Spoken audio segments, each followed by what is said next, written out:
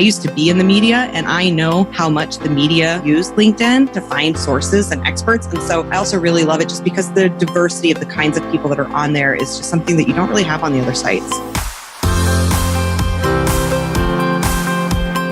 You're listening to Thrive by Design, business, marketing, and lifestyle strategies for your jewelry brand to flourish and thrive. Let's get started. Welcome to the Thrive by Design podcast, episode 171. Today, I have an awesome guest on the show. We are talking about a different topic today, and it's all about LinkedIn and using a LinkedIn strategy to grow your business. I am super excited because one of our coaches over here for our SOS coaching program, Melissa Camilleri Anasich, who you've heard on this show before, introduced me to Becky Mullenkamp a couple of months ago. And as you're going to see when you listen to this episode, Becky is really concise and to the point. She has a background in journalism and in research and writing, and she's going to share with you some of the ways that you can use LinkedIn. And this interview went a little bit differently than I was expected because I learned a ton of new stuff about how to use LinkedIn for a jewelry brand, how we can use LinkedIn over at Flourish and Thrive, and how you can start even using video on LinkedIn. So it's not just a research tool. There is so much more. And Becky has generously offered an amazing little freebie cheat sheet that you can grab over at the show notes. And it's 10 ways that you can use LinkedIn to actually grow your jewelry brand. So make sure that you check that out. You can head straight to flourishthriveacademy.com/LinkedIn to check it out, or you can head on over to episode 171 on the podcast show notes and definitely grab it over there. All right. So without further ado, I am going to dive into the show. But first, let's take a word from our sponsor.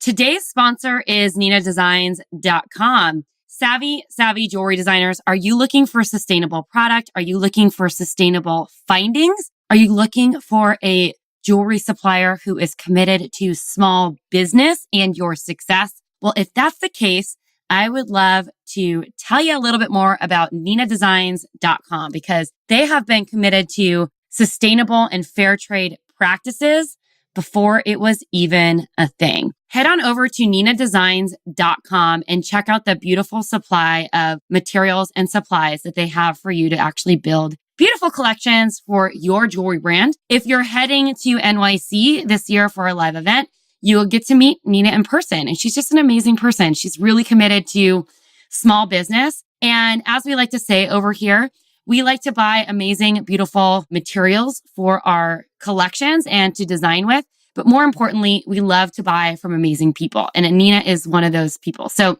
head on over to ninadesigns.com. And as your gift, Nina is offering you $15 off your order of $50 or more. So you can type in ninadesigns.com, type in the code as you check out, Flourish in all caps 2018, and get started. You're going to love what you see over there. Okay, we're going to dive in just a second, but I always like to start these things with a fun little formal introduction so you get to know Becky a little bit more. Becky Mullenkamp is the creator of the Own It, Crush It movement. With nearly 15 years of experience as a business owner, she helps women navigate the mindset and tactical struggles of self-employment. Through her courses, exclusive membership community, and group program, Becky has mentored hundreds of women to own it and crush their boss status. I love it. I'm just literally so excited for this interview today because what Becky's going to teach you is going to blow your mind. You're going to be super surprised at some of these tactics and how easy using LinkedIn might be. And then we decided to even have a follow-up interview, which you will find out why at the end of the episode. Okay, so let's dive in. Well, today we're bringing in a different kind of expert. I'm really excited because you guys who are in the Flourish and Thrive community and listen to the Thrive by Design podcast surely know my friend Melissa Camilleri Anasich. Melissa sent me a text probably a couple months ago now because Becky and I first talked a little while back. And she's like, you got to talk to this girl, Becky. I think that she would be so helpful for your community. And she is an expert on something that you never talk about, LinkedIn. And so I've invited Becky Mullenkamp onto the show today to talk a little bit about how you can own it and crush it on LinkedIn as a jewelry designer. So Becky, thanks so much for being here. Thanks for having me. That Melissa sure is sweet. I appreciate it. She sure is sweet. We love her around here. She's the best. So, but now we're going to also love you. And so you're going to be the best too. So perfect.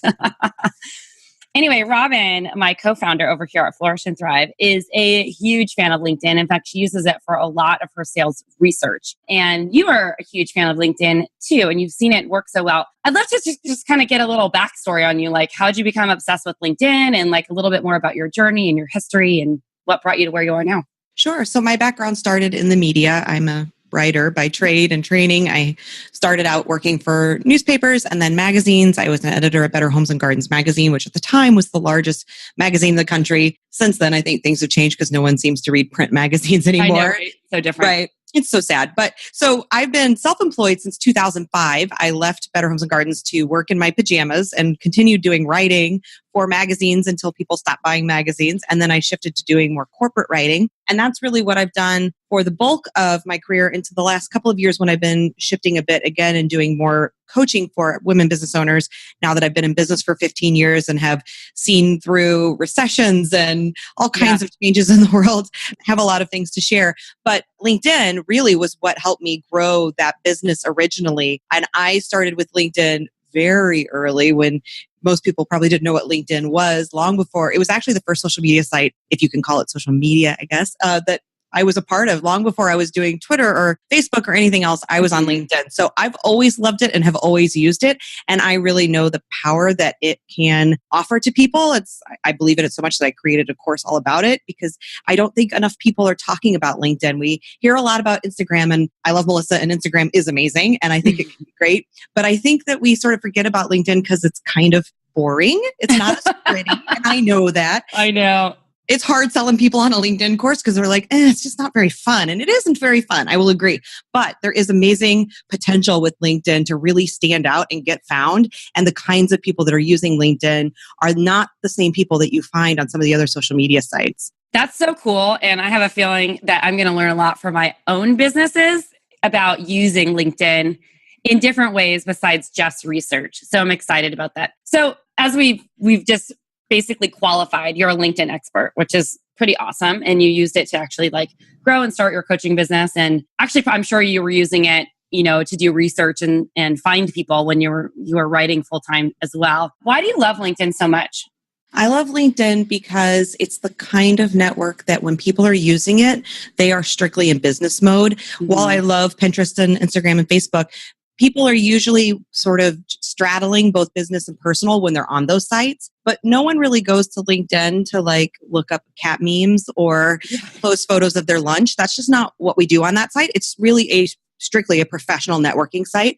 So I love that when I'm on there, I can really just be in business mode. And I know that when other people are on there looking for me, they're in business mode. And so that's really powerful because it removes a lot of that other confusion about, well, somebody looked at my profile, but was it because they were interested in hiring me or, working with me? Or was it because they, wanted to see who I'm dating or, anything like that. Mm-hmm. So I really love that it's really professional and also the kinds of people that are using LinkedIn, a lot of bigger companies, but also medium-sized companies. So although there are plenty of self-employed folks on LinkedIn, and I think everyone should be, a lot of the people that are on there looking for people to work with are from companies that have bigger budgets. And so that's really something that's powerful that you don't necessarily have everywhere else. And then the other big thing is I used to be in the media, and I know how much the media use LinkedIn and trust and rely on LinkedIn to find sources and experts. And so I also really love it just because the diversity of the kinds of people that are on there is just something that you don't really have on the other sites. Amazing, amazing, amazing, which is so true. I'm excited to kind of dive into some of this stuff. So, obviously we mentor jewelry brands over here, in particular, independent brands. And so there's probably so many ways to use LinkedIn for your brand and for research. So let's dive into some of those ways. Like, what's the best way for a designer to use it? Yeah, I think a lot of people, and I understand this because obviously our biggest number one goal is always, how do I get people to buy from me, right? And so we try to concentrate a lot of our efforts into where are my clients living. And I think that's really smart. But even if your client isn't necessarily your customer, is not using LinkedIn to buy jewelry, there are still so many great potential opportunities there for you, because the people that you need to have as suppliers, wholesalers, vendors, all of those kinds of business relationships that are important to growing a business, those folks are there. And then also, like I said, if you're somebody who wants to maybe get media attention, the media are there and using that source to find people to interview. So I think that's really powerful as well. And then it's also just a great way to become more of a voice in your industry, because industry folks, when they want to learn about their industry of all types, are going to LinkedIn. I mean, that's kind of where we turn to for thought leadership when we're looking at who are the people that are rising above and talking to us about this business. And if you want people in your industry to start to pay attention to you as somebody who knows what they're talking about, it's also a really great space to really put some time and energy. Awesome. So you talked about a couple of the things that you can use it for. You know, one of the things that we talk about a lot is like finding people. I mean, like literally finding people. Are there other things that you think that you could use LinkedIn for to get the message out about your business or your brand to position yourself in a different way? Well, I'm a big fan of using LinkedIn to showcase your knowledge, your brain, and your brand, and doing that through content. So creating content and putting it out into LinkedIn. We all create tons of content, but a lot of times we don't think about putting it out into LinkedIn. But, you know, LinkedIn is its own search engine, just like all of the other social media sites that are out there. So if somebody goes into LinkedIn that's in your industry or outside of your industry, but wanting to learn about it, if they type in jewelry business, how to run, how to start, all of those things around that stuff, what's going to come up? Not your content unless you're contributing there. You know? And so I think contributing content, for me, that's been the most important thing I've done more than, and I think there's real power in learning how to use search, how to make connections. You know, I talk about all of those things in my course. I think all of those things are important, but frankly, nothing has been more valuable to me than the content I have created and shared on LinkedIn. Some of it's just copied and pasted from other places. Some of it's original to LinkedIn, but that is the stuff that brings people to my profile and then ultimately to find me as a business coach or to join my community or, you know, any of the other things, to buy my courses. So getting that content out there so people learn to know who you are and like you and trust you, that's really valuable. Do you have a LinkedIn business page? I do have a LinkedIn business page. I don't use it much. And so I go into... I'm curious, is it important or... Yeah. And I go into that, of course, you know, kind of depends on where you're at with your business. If you're really still in that more independent and smaller stage of business where it's you, maybe one employee, it's not as important. The bigger your business becomes and the more employees you have, the more it becomes important because you want your employees to be able to act as ambassadors for your brand. Okay. And they really need to be doing that by showing your company page on their profile. And the only way they can do that is if you have one. The only reason I have one is because it makes my page look a little more polished so that if people go and look at my present employer, which is me, they can click on that and it looks like a real business versus just sort of, you know, when it's me saying it without it going anywhere. So I think it becomes more important as your business grows. As your business grows. Okay, cool. I'm going to go find your business page. Don't look at Flourish and Thrive Academies because it's... Well, don't look at mine because it's not all that great either. Because I am a business of one and I am my brand, I really use my personal profile to interact on LinkedIn. And I think that's really the best practice because people tend to, in all things, respond better to individuals than brands just because they want to know the individuals. So the smaller you are, then that becomes even more important. They want to know who is this person behind the brand more than interacting with a faceless brand. So for me, that's really what it's about. Now, as your business grows, you have multiple employees, or you really become a brand versus the person behind the brand, then you do need to worry more about your company page. Okay, that's cool. Good to know. So when you're using LinkedIn, there's different sorts of plans. Like there's a free plan and then there's a paid plan. I can't even say that. Free, paid. What's the difference between the two and when would you need one or the other? The biggest reason to go to a paid plan, well, there's really two. One is that you can have more options for mailing people directly versus going through just LinkedIn's communications portal, the messaging system within LinkedIn. If you want to be able to actually email them directly, then you need to have a paid plan. That's something that mostly is used by people who do serious prospecting and sales, like B2B people that are doing hardcore sales on LinkedIn. Mm-hmm. They would need it because they need to reach, they're trying to mail tons of people. And also so that you can do more advertising, which really I don't think is all that valuable on LinkedIn personally. I hope they don't get too mad for me saying that, but I've done a little experimenting with it and it didn't really work for me. I think if you had a major budget, you were a big company that was really in the B2B space, particularly I think if you were doing recruiting or something where people are it makes sense. But for most of us, I don't think it's needed. And I have been using LinkedIn for probably more than 15 years now or something at this point. And I did a little bit of experimenting where I paid for a few ads, but other than that, LinkedIn's never gotten a penny from me because I just don't think you need to. There's so much you can do without having to go to a paid plan that it's really unbelievable. Awesome. Okay, so I think you mentioned something about emails. And so I think if I'm understanding this correctly, if you have a paid plan, you can actually get someone's email address. Is that correct? Right. You can actually send them an email that goes into their inbox, their personal email inbox versus going into their LinkedIn message box. Linked messaging or whatever. Which I've never done. I've only ever messaged people through LinkedIn.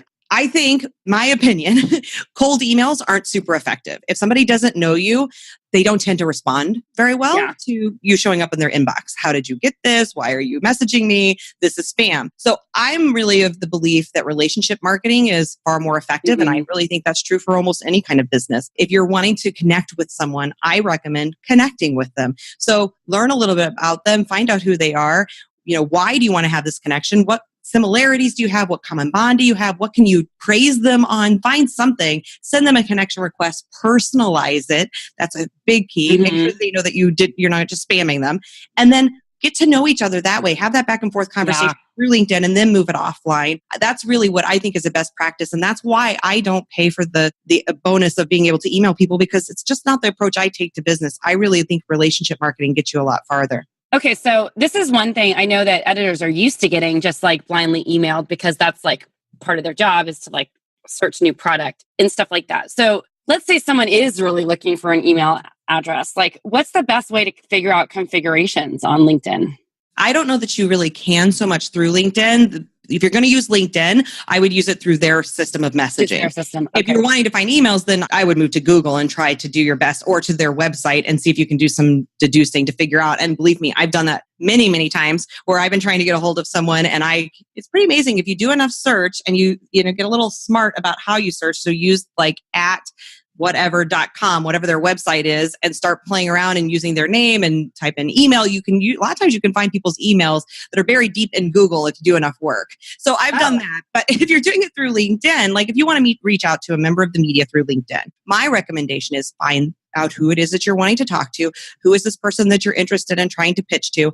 Go to their profile, learn about them, read some of the articles they've written, send them a message saying you want to connect. You really love the article they wrote about XYZ, give them some praise, then let them connect with you, and then respond to them. Don't pitch yourself yet. Talk to them a little bit more. Ask them about their, what they write about, what topics they're looking for. Ask them some questions, create a conversation, and then come to them with that pitch.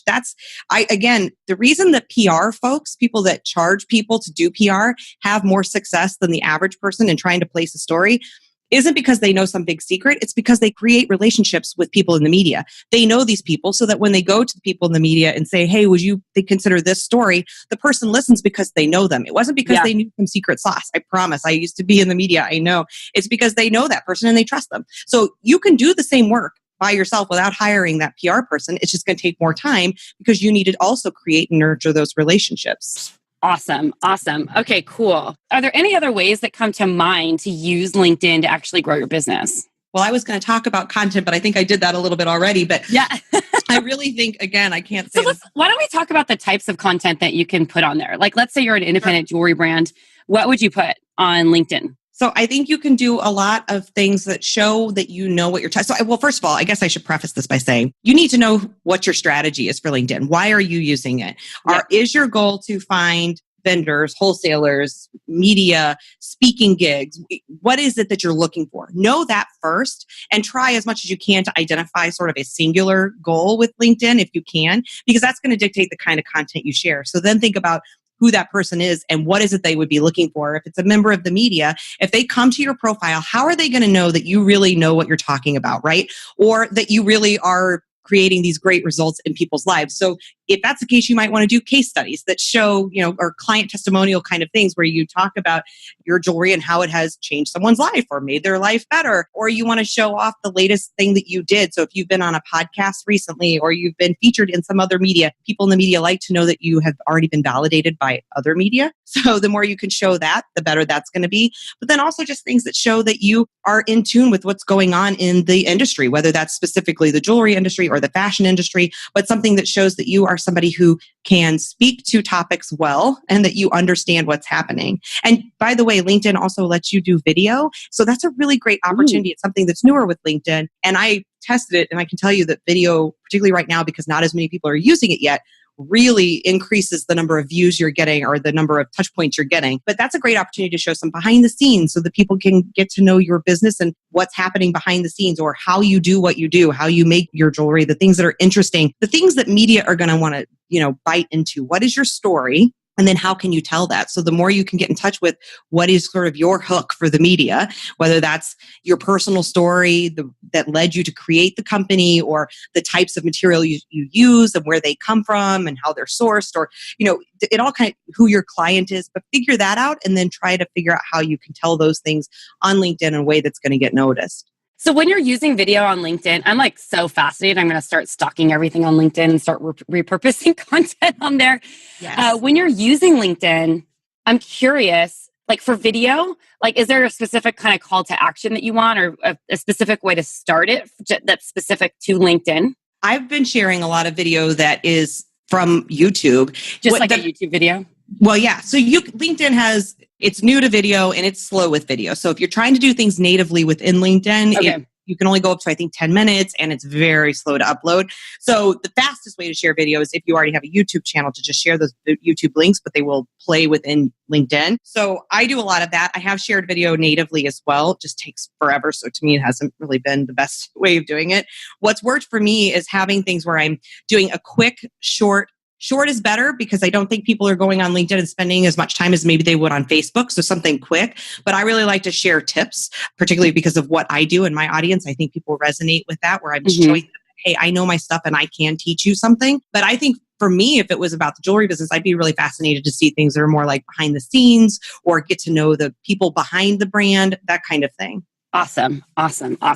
Wow, this is like so informative. I'm like so excited to like start using LinkedIn for both of my businesses, which will be fun. So tell us a little bit more about, you mentioned like briefly that you have a course, and you also created a special download for our designers. Tell us a little bit more about that.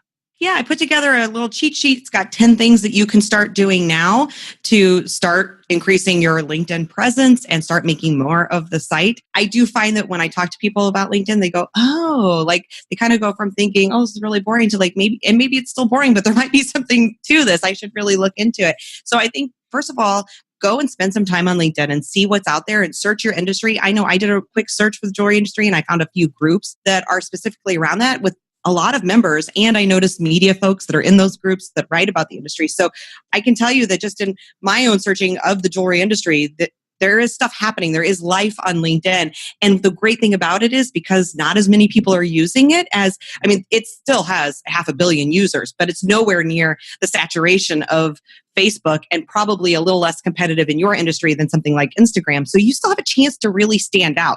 And that's what I love. Like, this is a place where there is still an opportunity for you to stand out from all the noise without as much effort, or maybe having to spend as much money on ads as it is on some of the other social media sites. So I say go take a look and then decide, if this is something you want to invest some time in. Start with the free download. There's some tips there on how to get started. And then if you want to really dig in deep, my course goes into much more depth about all of these things, including groups, which we didn't talk a lot about, making connections, how to have those conversations, and all of that.